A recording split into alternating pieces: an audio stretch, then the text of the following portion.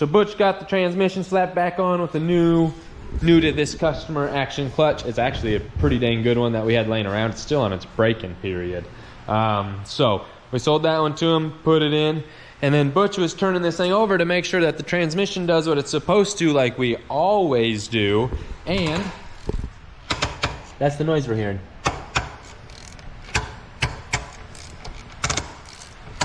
So we're gonna investigate.